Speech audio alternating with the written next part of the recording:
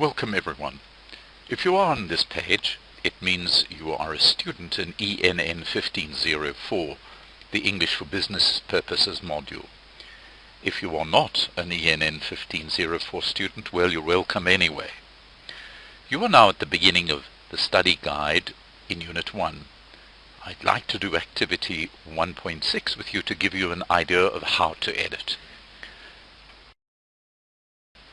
Here we have in this activity the example of a memorandum written by J. Smith, who is the head of physical support services of the company.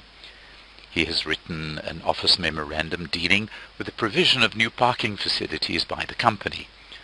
Even though he is very good at his job, he's not a good writer and makes a lot of mistakes. Very wisely, he relies on you to edit his work. And what you see here is what he's given you to edit. Remember, editing takes a big picture view of the text. It works with deep concepts like meaning and logic. The editor reviews and changes text with the intent to improve the flow and overall quality of writing. The editor makes sure that the wording is unambiguous, and by that I mean that it's clear and that it makes sense. The editor is also required to cut down on flowery language or inappropriate phrases or sentences that are too long.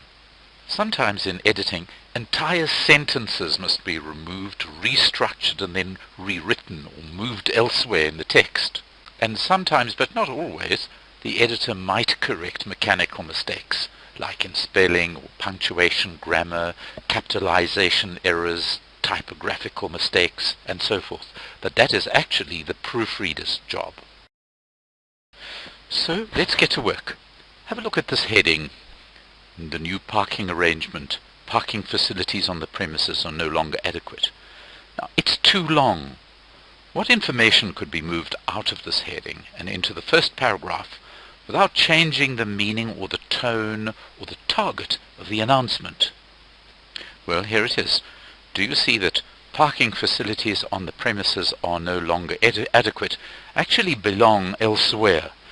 The topic of the memorandum deals with the new parking arrangement. Now that we've sorted out the heading of our memorandum, let's look at an example of inappropriate writing. Look at this excerpt. We did receive reports to some members who complained about that issue. Now ignore the bad grammar for the moment. Just look at the sentence.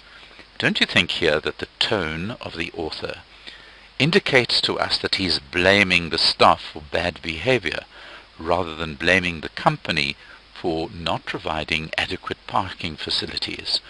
When we rewrite his text, we're going to have to remove that offensive tone. The next thing that I'd like to point out to you is this little excerpt. Anyone can go and have a look. Now, ignore the spelling mistake of anyone for the moment. Don't you think that that information could be left out of that paragraph without changing the meaning or the tone? We don't need to tell people to go and have a look at a place that they've been to every single day. So when we revise his letter, we need to leave this out. Now let's have a look at an instance where not enough information has been provided. The excerpt shows you the place is secured. What does the author mean? People would normally want to know more about what kind of security measures have been provided in a parking place, especially in an area that is not actually near the company building, it's across the way. The last concept that I want to talk about, the last structural concept that I want to talk about, is having something in the wrong place. Look at the last line of the text.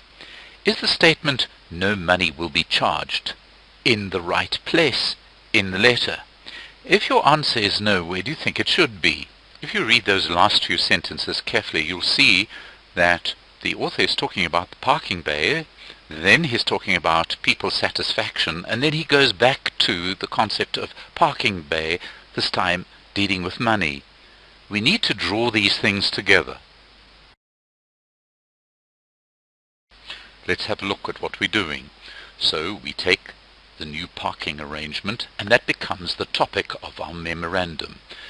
And then we take parking facilities on the premises and we move that into the first line, introduction line of the memorandum.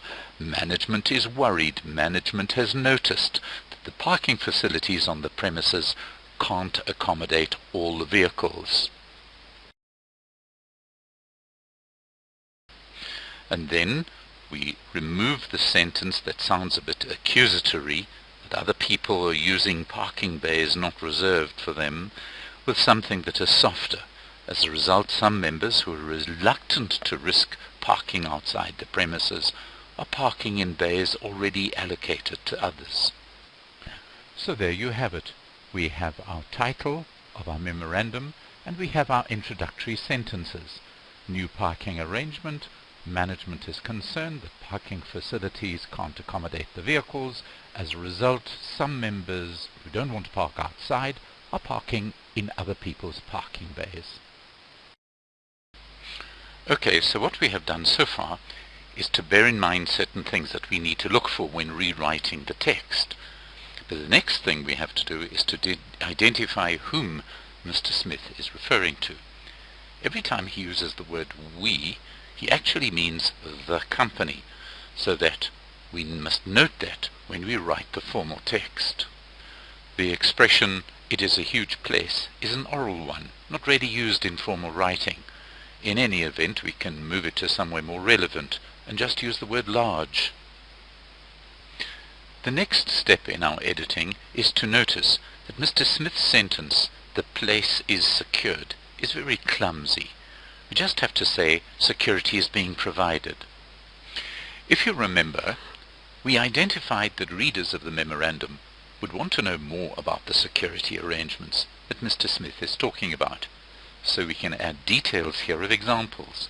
We, your tutors and lecturers, rely on you to come up with creative additions.